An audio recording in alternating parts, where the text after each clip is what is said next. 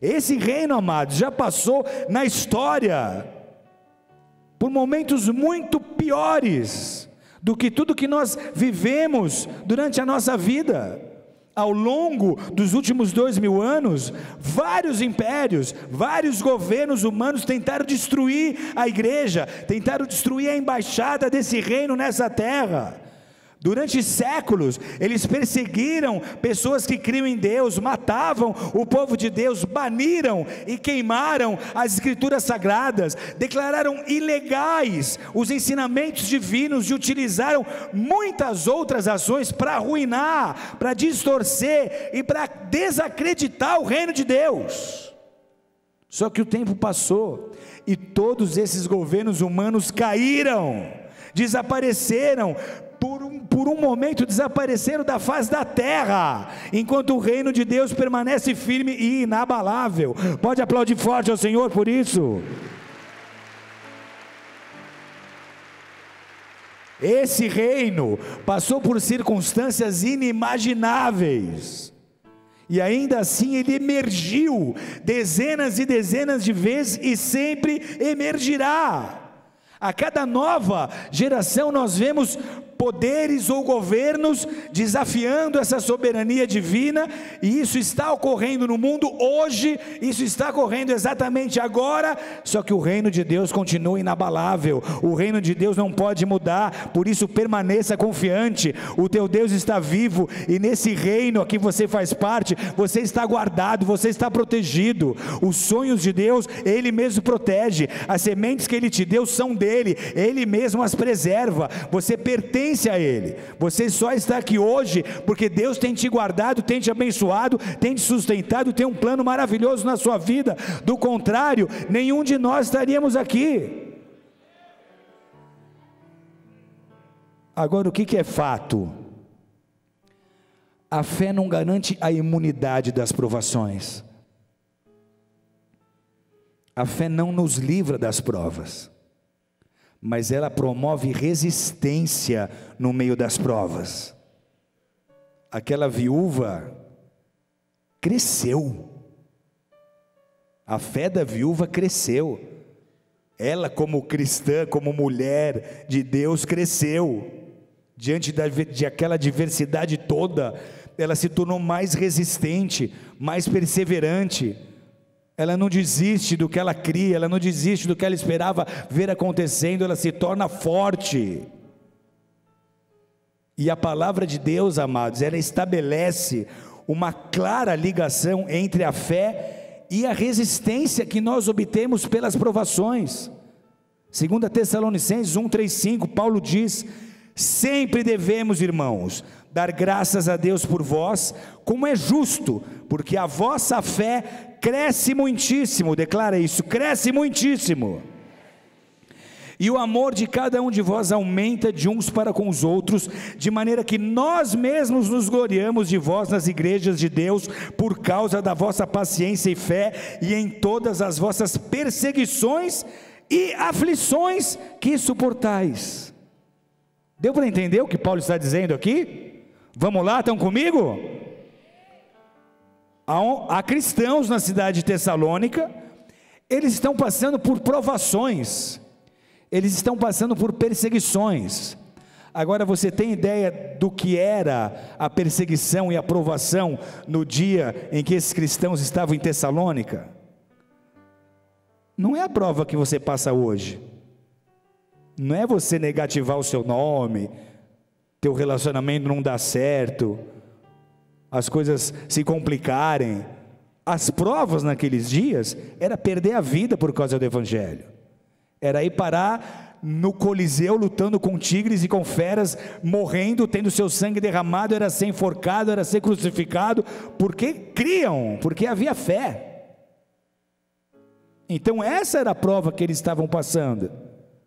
E qual que foi o resultado do sofrimento daqueles homens? Eles permaneceram independente das ameaças, eles se renderam, eles desistiram, eles fugiram, eles abandonaram a fé? Não, eles pelo contrário resistiram. E o que Paulo está dizendo?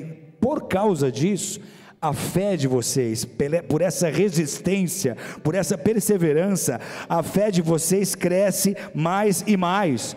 Então todas as vezes que ficar difícil continuar crendo, mas você se posicionar, todas as vezes que os seus sentimentos te traírem, e você tiver vontade de abandonar tudo, saiba que esse princípio está sendo aplicado sobre a sua vida. Pode estar sendo muito difícil agora, mas a minha resistência vai fazer a minha fé crescer muitíssimo. A minha resistência vai me levar a uma posição de fé que eu ainda não experimentei. E o amor dele só aumentava. Esquisita essa relação. Então quer dizer que a provação, que a dificuldade, ao invés de me desanimar, ela tem que me alegrar. Ela vai me ensinar a amar mais ao próximo, a minha fé vai crescer mais e mais. E tudo isso em meio às provações, em meio a perseguições. Sabe onde está o seu verdadeiro testemunho? Não está naquilo que você conseguiu evitar, mas está naquilo que você viveu, aquilo que você passou e enfrentou sem perder a fé. Quando você conta um livramento, muitas pessoas podem olhar e dizer: tudo bem, acontece, poderia ter sido diferente, você não sofreu, legal para você. Mas quando você passa pelo sofrimento, essas mesmas pessoas começam a prestar atenção na sua atitude, porque elas sabem o que é sofrer, e elas querem aprender a agir como alguém que tem fé. Quando você passa pela dor, passa pelo sofrimento, mas se mantém, não se desestabiliza, não enfraquece, não perde o sorriso no rosto, não perde o brilho nos olhos, o mundo começa a prestar atenção no seu testemunho, porque eles sabem o que é perder, eles sabem o que é sofrer, mas eles não têm um remédio para isso. Então quando você vive a mesma situação, mas teu espírito está feliz, isso mexe com o coração de qualquer um. Eu tenho um tio, na verdade tinha, porque Deus já o chamou, ele foi mestre no espiritismo por décadas. No final da vida ele estava com câncer, e eu tentei visitá-lo, lhe pedi uma visita, nós discutimos coisas espirituais, doutrinas, as nossas verdades, dei uma Bíblia para ele, mas não surtiu tanto efeito, quando um dia ele recebeu uma visita da nossa pastora lá em Santos, pastora Sheila, esposa do pastor Eric, que também estava com câncer. Ela passou por um câncer, graças a Deus está bem, mas ela teve um câncer.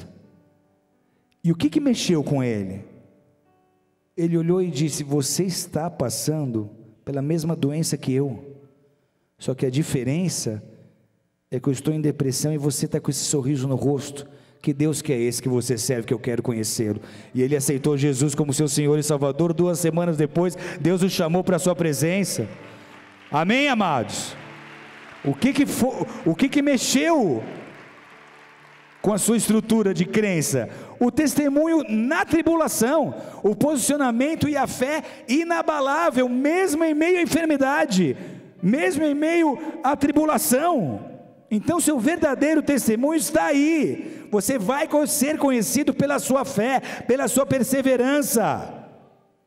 Todas as vezes que você enfrenta dificuldades, com graça, com confiança, você sai mais forte, você sai mais experiente da situação, e com a sua postura você encoraja outras pessoas a resistirem às dificuldades que elas estão passando. Você encoraja outras pessoas a buscarem a Deus também. Por quê? Porque a tua resistência aponta para Jesus, que é de onde vem a tua força. Então você não é forte porque Deus te fez melhor que os outros, você é forte porque a tua força vem dele. E quando você persevera e resiste, as pessoas querem saber de onde vem essa energia, de onde vem essa alegria, de onde vem essa paz. E é a tua chance de apontar Jesus como a fonte de vida, como a fonte de paz, como a fonte de alegria. Eles param para te observar. Ah não, agora ele cai.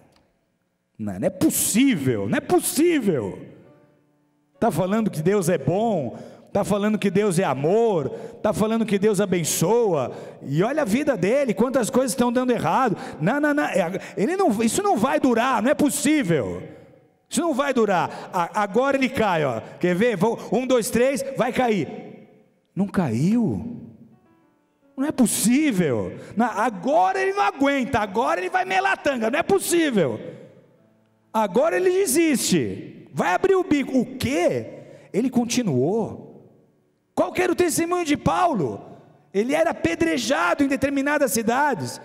As pessoas diziam: agora ele desistiu, agora ele para, agora ele nunca mais prega. Ele levantava, limpava a sujeira do corpo, dava uma respirada, e no outro dia estava pregando na mesma cidade onde ele havia sido apedrejado. Que fé que é essa? As pessoas olhavam e diziam: não é possível, de onde vem essa força, de onde vem essa virtude, de onde vem essa resolubilidade? Ele vai continuar. Sim, ele vai continuar, porque o Redentor dele vive, porque ele tem esperança, porque ele não crê num Deus feito de gesso, de madeira ou de ferro. Ele crê num Jesus que ressuscitou, e desse Jesus vem a sua força, vem a sua alegria, vem a sua energia. É por isso que ele é inabalável, é por isso que os ventos sopram, mas ele não cai, é por isso que as chuvas vêm, que os rios transbordam, mas ele permanece, porque ele tem um alicerce. Ele pode até balançar, ele pode ter momentos na sua história que ele duvida, que ele questiona, mas ele não cai, ele vai se manter de pé, porque ele está na rocha, que é o Senhor Jesus Cristo. Aleluia, louve ao Senhor e adore o seu nome. Ele é Deus, ele é santo.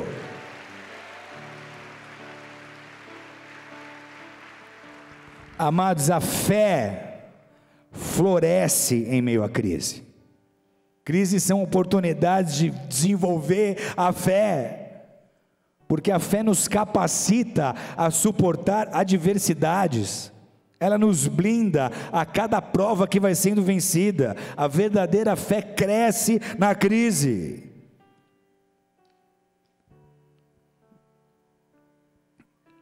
Por maior que seja a sua fé, você consegue evitar a crise? Consegue? Se Deus insere uma crise para o seu próprio bem na sua vida, há algo que você possa fazer para evitar essa crise? Há choro que resolva essa crise? Adianta espernear, adianta xingar, adianta chiar, adianta ameaçar que você vai abandonar a Deus e vai sair da igreja? Adianta? Não, você não consegue evitar a crise, você não consegue impedir a aprovação, mas você consegue atravessar esse vale com a presença de Deus e com paz interior. É isso que te resta, esse é o teu ensino, essa é a tua lição. João 16,33, tenho-vos dito isso, para que em mim tenhais paz. No mundo tereis aflições, tende bom ânimo, eu venci o mundo. As pessoas não vão ficar impressionadas com a sua fé, se essa fé não for provada e aprovada. A tua família não vai dar muita atenção para o seu discurso, até que a sua fé seja provada e aprovada. As pessoas não dão muita atenção para a nossa fé durante os tempos calmos. Sabe o que o mundo diz? Eles dizem que Deus abençoa, eles dizem que Deus abençoa. Deus não abençoa nada, é que o Brasil estava em crescimento e todo mundo cresceu, inclusive os cristãos. Então quero ver agora, no meio da crise, se eles vão continuar falando que Deus abençoa, se eles vão continuar falando que Deus ama, se eles vão continuar falando que Deus é bom. É em momentos assim, aleluia, qualquer um pode dizer que crê quando tudo vai bem. O que importa, amados, é o nosso posicionamento quando a situação aperta. O que importa é como você reage quando as coisas dão errado.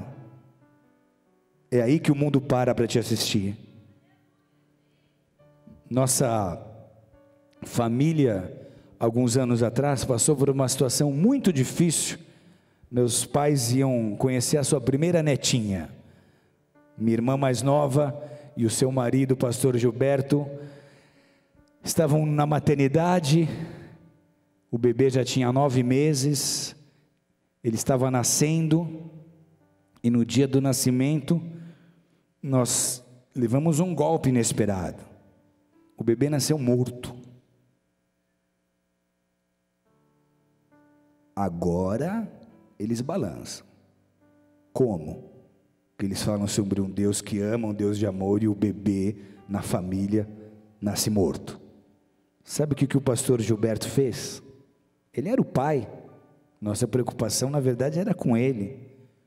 A gente foi para casa, ele pegou um violão, começou a tocar as notinhas que ele sabia lá, e começou a adorar a Deus, adorar a Deus, adorar a Deus, adorar a Deus, adorar a Deus. A família dele, que poucos eram cristãos, começaram a perceber como que ele lidava com as crises, como ele se mantinha fiel, e hoje a família dele inteira serve a Jesus Cristo de Nazaré.